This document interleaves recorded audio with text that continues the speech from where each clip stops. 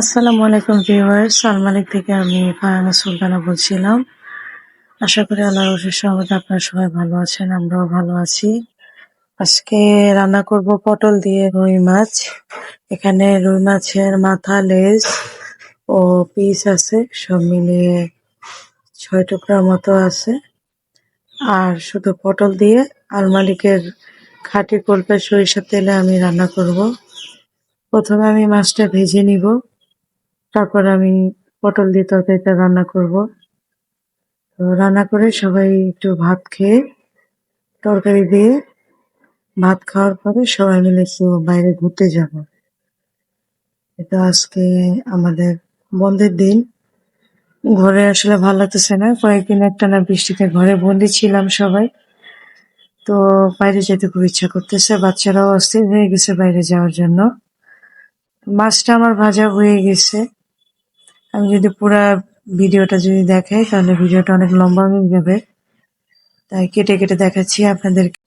তো মাছ ভাজা করে এখানে আমি প্রথমে পেঁয়াজ কাঁচামরিচ ভেজে নিছি।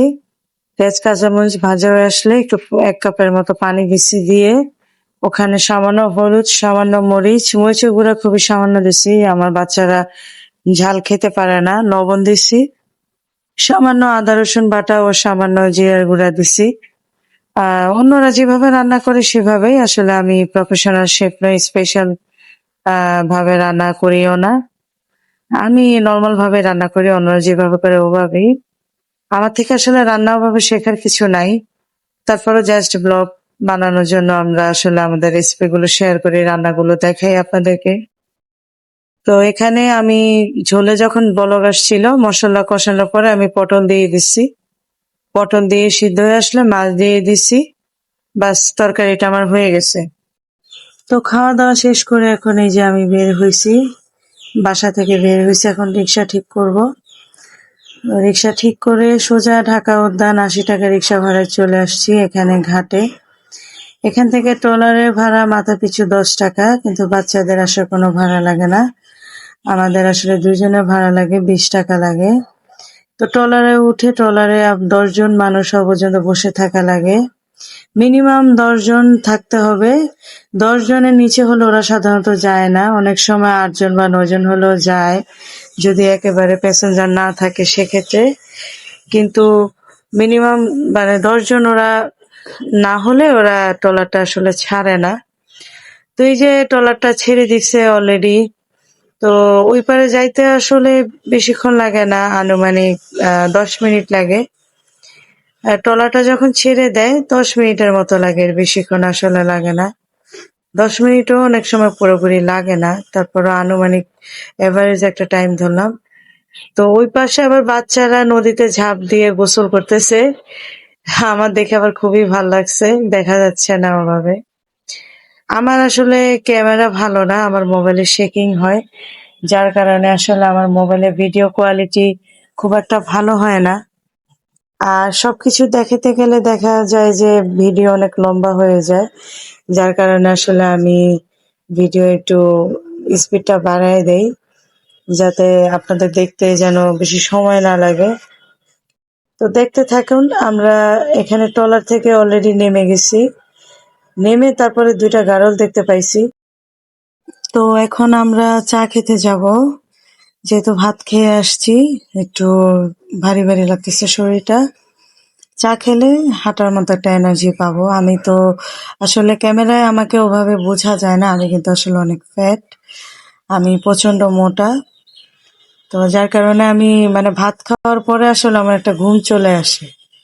আমি যদি সকালে ভাত খাই বা দুপুরে ভাত খাই, ভাত খাওয়ার পরে আমার আসলে ঘুম আসে। তো বাচ্চাদেরকে জিজ্ঞাসা করতেছি কেমন লাগতেছে, ওরা খুব এনজয় করতেছে, ওদের নাকি খুবই ভালো লাগতেছে।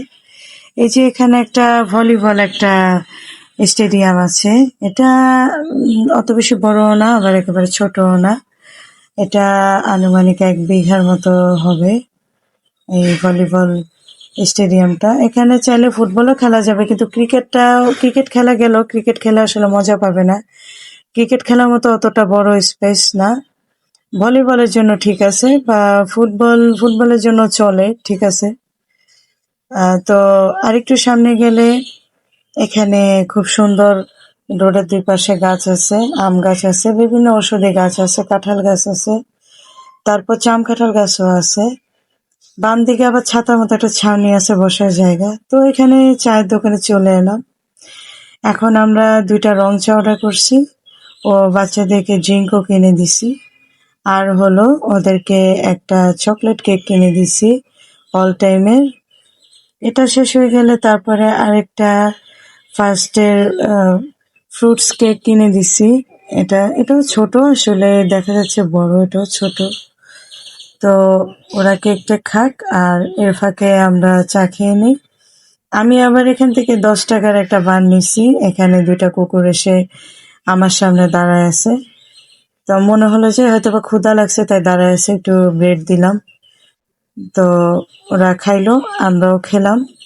চা খাওয়ার পর এখন মনে হলো যে না, এখানে আর বসে থাকতে ভালো লাগতেছে না, একটু সামনে হাঁটাচলা করি। তো দোকান থেকে বের আসলাম, ওই যে ছাউনিটা দেখা যাচ্ছে, ওখানে চাইলে বসা যায়, কিন্তু ওখানে অনেক মশা আছে। এখানে আসলে অনেক মশা, যেহেতু বসতি নাই, তো প্রচন্ড গাছ, তো অনেক বড় বড় মশা। এক জায়গায় বেশিক্ষণ আসলে বসে থাকতে পারি না, আমার কোমরে প্রচন্ড ব্যথা, যেহেতু 3টা সিজার হয়েছে। অনেকক্ষণ বসে থাকলে আমার কোমর খুব ব্যথা করে, অনেকক্ষণ দাঁড়ায় থাকলে কোমর ব্যথা করে। তাই হয় হাঁটতে হয় কিছুক্ষণ, আর না হয় কিছুক্ষণ বসে থাকতে হয়। একটানা অনেকক্ষণ হাঁটতেও পারি না, আবার অনেকক্ষণ বসে থাকতে পারি না। এখানে আবার খুব সুন্দর একটা নার্সারি আছে। এই নার্সারির ভিতরে বিভিন্ন ধরনের ফল, ফুল ও ওষুধি গাছের চারা পাওয়া যায়। শাকসবজি গাছের চারাও পাওয়া যায়। আমি এখান থেকে এদের শাকসবজি থেকে শাক আর লাউ কিনেছিলাম। লাল শাক সম্ভবত কিনেছিলাম, লাল শাক, পুঁই শাক, বিভিন্ন রকমের শাক নিয়েছিলাম এখান থেকে। তো আজকে নাই, আমি জিজ্ঞাসা করেছি, এখন আর সবজি গাছগুলো নাই, তাই এখন সেল করে না। তো এখান থেকে একটু সামনে যাচ্ছি, একটা বসার কোনো কিছু পাওয়া যায় কিনা। এখানে আবার একটা ভেলপুরি দোকান ও একটা শরবতের দোকান আছে, পাশে একটা জামের দোকানও আছে। তো এখানে আমরা বসবো, যেহেতু এখানে চেয়ার আছে। এখানে কিন্তু অনেক মশা আছে। তো ওই সামনে আবার একটা বিল্ডিং এর কাজ চলতেছে, তো এখানে আমি বসলাম একটু রেস্ট করার জন্য। তো পিছনে যে সবুজ গাছ আর উপরে যে বড় বড় গাছ, গাছগুলো কিন্তু প্রচন্ড বাতাস, বাতাসে অনেক নড়তেছে, আসলে ওভাবে বোঝা যাচ্ছে না ক্যামেরায়, কিন্তু প্রচন্ড বাতাস আজকে। বাতাসে মনে হয় যে আপনার শু শু শব্দ, প্রচন্ড বাতাস, এবং বাতাসের কারণে আসলে ভালো লাগতেছে। আমরা সবাই এনজয় করতেছি, মূলত আজকে প্রচন্ড বাতাস। এই যে এই কুকুরটা আমার সামনে এসে দাঁড়ায় আছে, মনে হলো ক্ষুধার্ত। একটা বান সাথে করে আমি নিয়ে আসছিলাম, তো ওই বানটা আমি এই কুকুরটাকে দিলাম, কিন্তু কুকুরটা এরপরও দাঁড়ায় আছে, দেখে মনে হলো যে আসলে ওর পেট ভরে নাই। আমার সাথে 3-4টা বান নিয়ে আসা উচিত ছিল মিনিমাম। তো আমার আসলে ভুল হয়ে গেছে, নেক্সট টাইম গেলে আমি আর একটু বেশি করে বান নিয়ে আসবো। তো বাতাস দেখে এই পিচ্চিগুলো সামনে দৌড়ায় গেছে। বাতাসে এই গাছের হলুদ যে পাতা, পাতাগুলো, এই পাতাগুলো উঠছে, আমার ক্যামেরায় এগুলো কিছু দেখা যাচ্ছে না, বাতাস আসলেই ওরা দেখি দৌড় দিচ্ছে। তো যাই হোক, যাও তোমরা দৌড়াও, একটু খেলাধুলা করো, আমি এখানকার ভিউটা একটু নেই, একটু হাঁটাহাঁটি করি। তো আমি একটু হাঁটছি, একটু বসছি, পরে আমি বললাম যে আর বসে থাকতে ভালো লাগতেছে না। এখানে খুব সুন্দর একটা বাড়ি আছে, ডুপ্লেক্স বাড়ি। ভাই, আল্লাহ যারা টাকা দিছে তার মানে বাড়ির অভাব নাই আসলে। আর জানি না আখিরাতে এদের বাড়ি আছে কিনা, তবে দুনিয়াতে এদের বাড়ি আছে, দুনিয়াতে এদের বাড়ি নেই। যে দেখেন এত বড় একটা ডুপ্লেক্স বাড়ি বানিয়ে রাখছে, বানায় যে রাখছে এত বড় ডুপ্লেক্স বাড়ি, মানুষ থাকে না, শুধু ভিতরে দারোয়ান থাকে, বা বিল্ডিং পরিষ্কার পরিচর্যার জন্য হয়তো বা মানুষ আছে যা, কিন্তু মালিক যিনি, উনি এখানে থাকে না।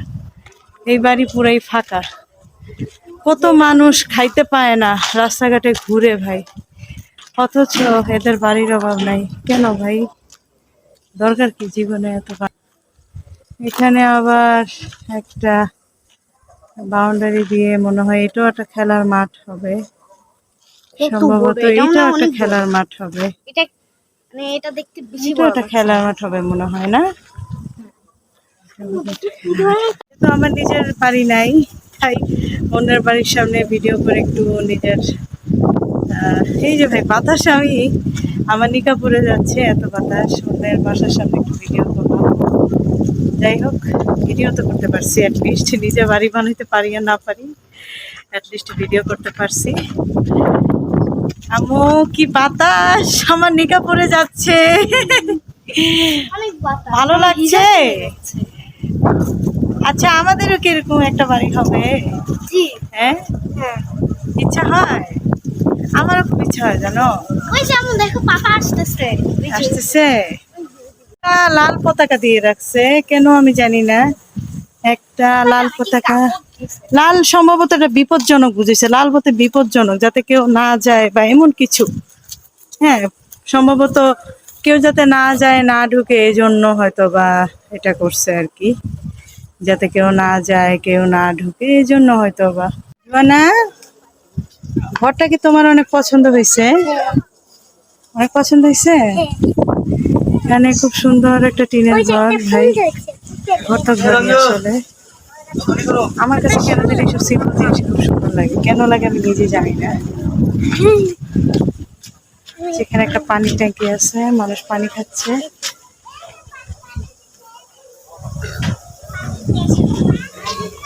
ও, এত বাতাস। এই যে টিনের ঘরটা, এদের হচ্ছে এটা কিচেন।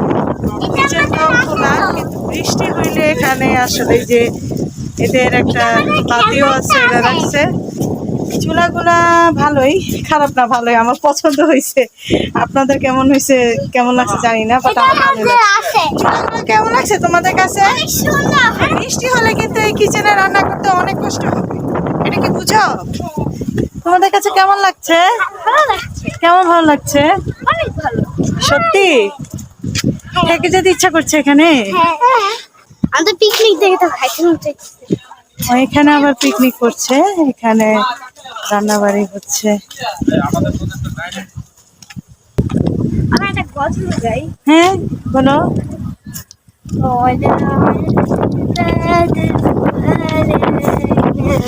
من ثنيات الوداع وجب الشكر علينا ما دعا لله داع أيها المبعوث فينا زدت بالأمر المطاع زدت شرفت المدينة مرحبا يا خير داع.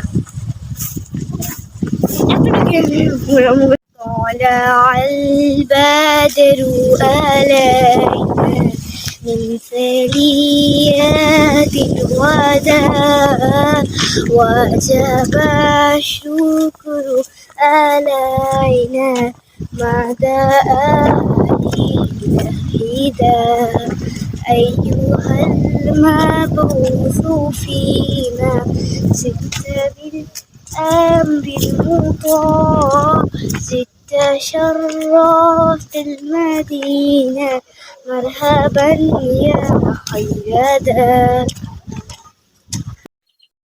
তো বাচ্চার নাশিদ শোনার পর একটু সামনে যেয়ে দেখলাম একটা ইটভাটা আছে।